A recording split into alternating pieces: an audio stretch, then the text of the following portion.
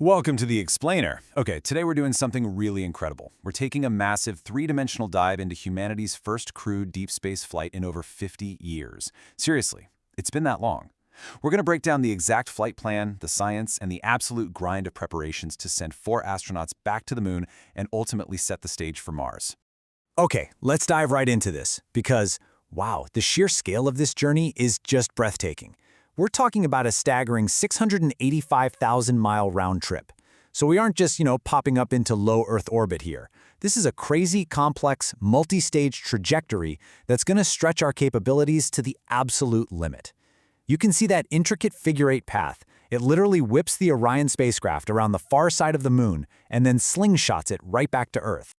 Think of this as our ultimate mission briefing. We'll be running through the Artemis II mission blueprint, how we're preparing the astronauts, the launch and lunar flyby, the science happening out in deep space, and finally splashdown in recovery. All right, Part 1, the Artemis II mission, the blueprint. So what's the actual plan here? Who's going? And what are they trying to achieve out there in the dark?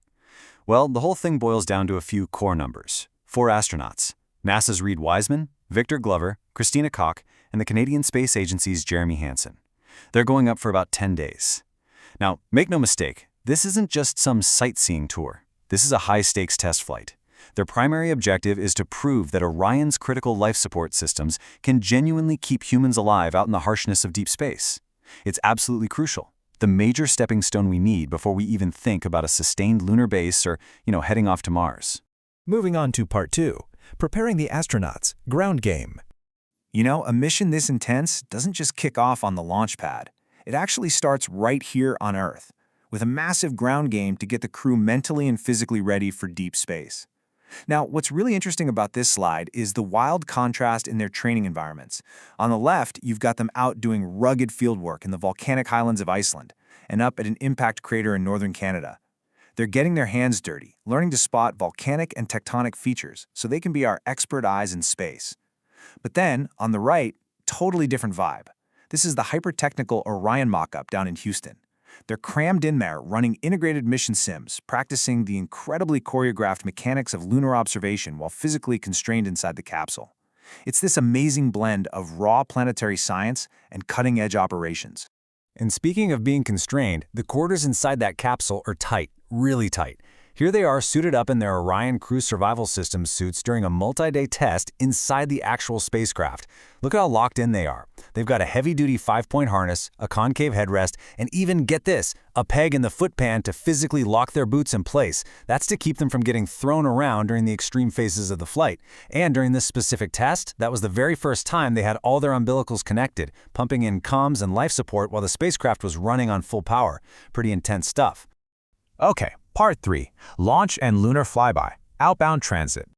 All right, ground training is in the books. It's time to leave Earth. This timeline right here maps out the major milestones of their 10-day sprint. We've got launch, checking systems in a highly elliptical high Earth orbit, firing the engines for the translunar injection to actually leave Earth, executing that historic lunar flyby, and then racing all the way back for splashdown. Let's break these down real quick.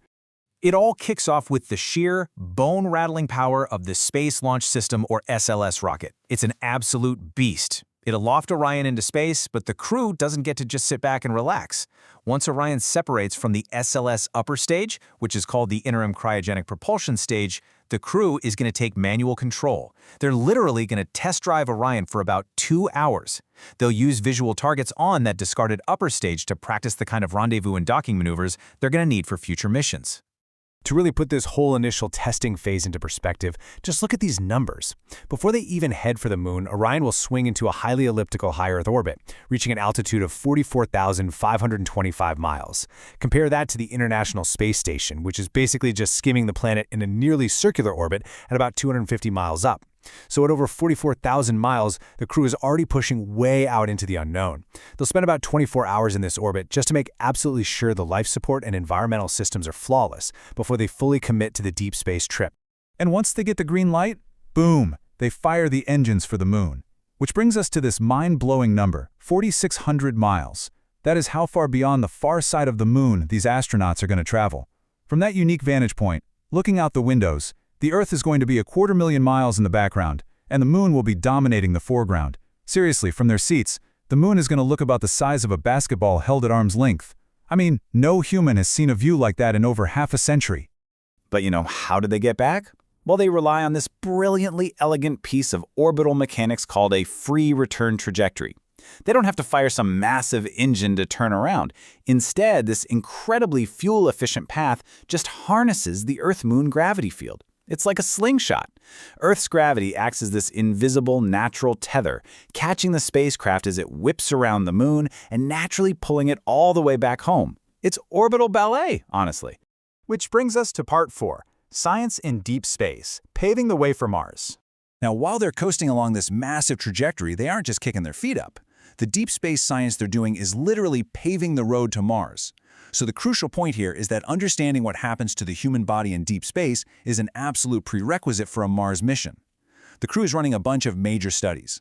Like the Archers program, they'll wear these specialized wristbands that constantly monitor their sleep, stress, and cognition in real time. Then there's the Standard Measures Protocol, which basically means providing biological samples like blood and saliva to track changes in their microbiomes and their ocular health. And maybe most importantly, they're setting up these updated M42 EXT sensors all around the cabin. These new sensors have 6 times the resolution of older models, and they're specifically looking at heavy ionic radiation, which is easily one of the most severe hazards we face out in deep space.